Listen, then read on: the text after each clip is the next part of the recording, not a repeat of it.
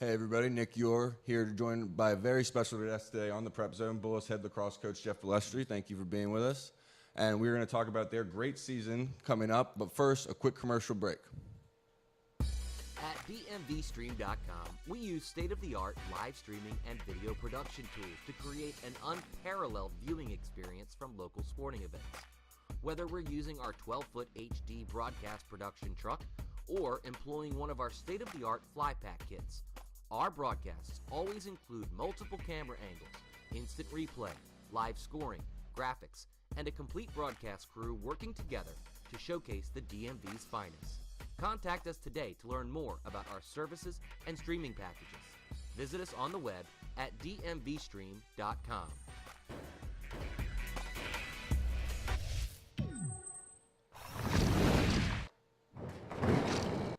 Hey everybody, welcome back into a very special edition of the Prep Zone, joined today by Bullis head lacrosse coach Jeff Bellistri. And we'll get right into it. You guys are coming off a great season, winning the IAC championship. We were there. It was a thrilling victory over Landon. You guys got a goal in the last minute almost by Isaac Arison. What was that win like for your team and your program? It's great for our program. It's only second time in our school history that we won the IAC championship. It was an exciting game. It was a great high school lacrosse game. Came down, like you said, to the last 9 seconds, and it was great that Bullis came out on top. Yeah, it was a great game, and it was back and forth the whole time we were there.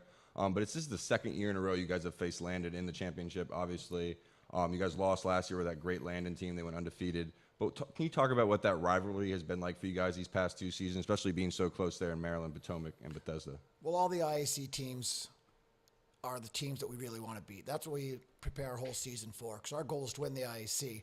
And if Landon happens to be one of the better teams in the league, we want to beat them. And if it's Prep, we want to beat them. We want to beat them all, but it's really special to beat Landon because we haven't done it very often. We've only done it 3 times in our history, and to win the IAC championship on their field is a great feeling. Oh, yeah. I mean, any of those teams, Georgetown Prep, St. Stephen's, St. Agnes, just really good programs. So, obviously, you guys have a loaded roster this past year. You have, I think I saw at least 10 Division I commits, probably more, especially some of these younger guys when they get up in juniors and seniors. But besides, like, the raw, obvious talent that you guys have, what makes this team and your program so special this past year? They all buy in. They all buy into what their role is.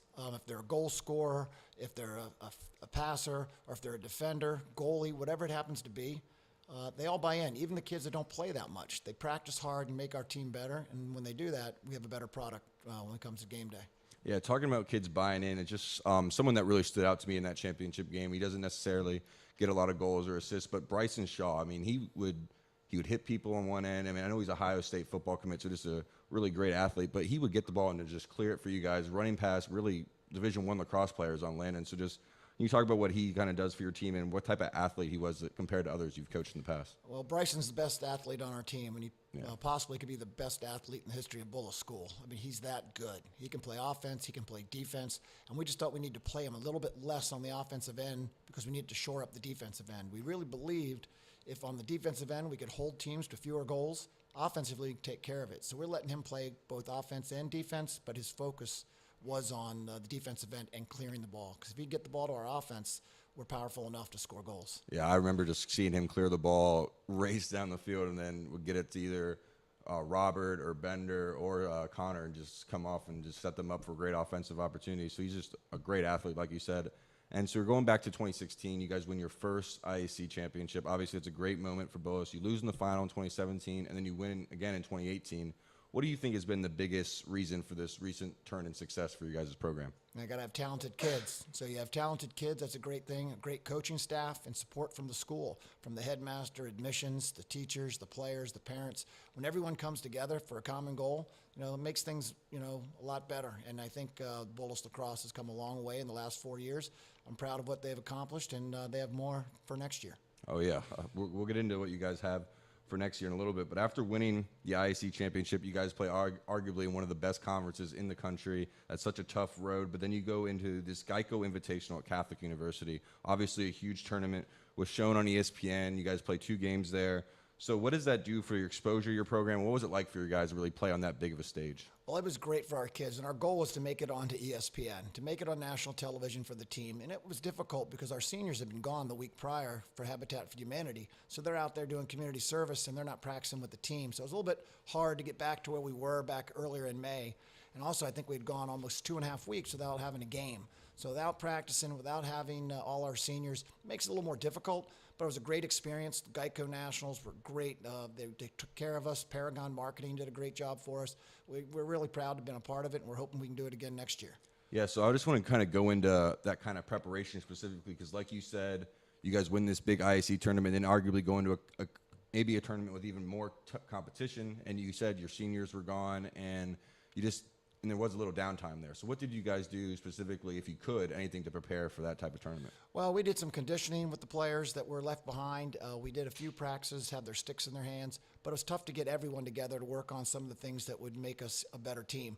And also some of the things that we didn't have as much time, let's say, to prepare and to scout for our second game. So with less preparation and a little less practice, we didn't give it our best effort. And, next year, hopefully we'll do a little bit better. Yeah, so I just was a little curious. Was that the first time you guys have done a postseason tournament after the IAC? So is that kind of new for you guys, or have you guys done it in the past? It's the first time in my 4 years, and we had done it before in 2011. We did a tournament up in Interac up in Pennsylvania. Mm-hmm. So, yeah, it's a new experience for you guys. But so 3 straight IAC championship appearances. Obviously, the program is in great shape. But I couldn't help but notice when you look at the future of this program, where you see it coming. I mean, this team was a lot of key players are juniors and sophomores and are coming back. I mean, Connor Schellenberger is coming back, Jonathan Bender, Robert Shane. I mean, you guys are just loaded. So have you guys talked about what the future of anything? Have you guys noticed that as well? Well, 2018, now that it's over, we still have to thank our seniors. Our seniors got us to where we are. But, as soon as the season's over, it's time to look forward. And, in July, we're going to play in a tournament in Baltimore together as a team. And we're beginning to look at where are the pieces, how are we going to fill in the holes that we have on our roster. But I'm confident with the talent that we have. And we have a lot of talent, a lot of juniors. We have some freshmen. We have some sophomores. A lot of people are going to have to continue to play and continue to improve. And we're looking at some freshmen, hopefully, to come on in and make an impact right away. That'd be really nice for the program.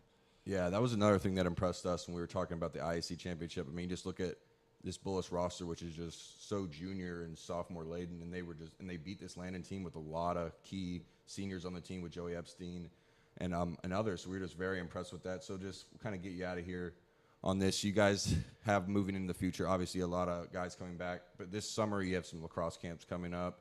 You have an advanced skills one and just the regular camps. You can just talk about what that kind of does for your program, and then, like you said, that July tournament that you're playing in that kind of helps you guys get ready for the next season. Yeah, we're fortunate at Bullis to have some camps. Actually, the camps are for younger kids to come by Bullis, and the players are there as counselors. And these younger kids, play rec lacrosse or club lacrosse, come on out and get to meet the kids and get to learn skills from some outstanding players that are playing in Division I in a couple of years. So we're looking forward to the summer, looking for our players getting better. But, when you're at Bullis, they have to play another sport. So their next sport isn't going to be lacrosse. They're going to play football, cross country, or soccer. So lacrosse isn't the next thing on their mind. Actually, the next thing on their mind is tomorrow's exam. They have an exam tomorrow. Wow. And once school is over, then they'll start concentrating on some lacrosse for the summer.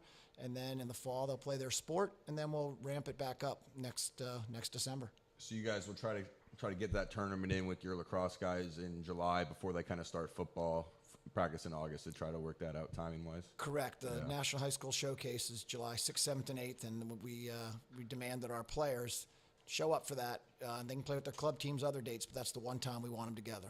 Yeah, that's great. I mean, it just shows the state of the program of this Bullis team and what's going on in Bullis schools and sports and everything going on there. So once again, thank you, Jeff, for joining us in this great interview, and make sure to check on dmvstream.com for any more lacrosse, football, basketball stuff coming up this summer. Thank you.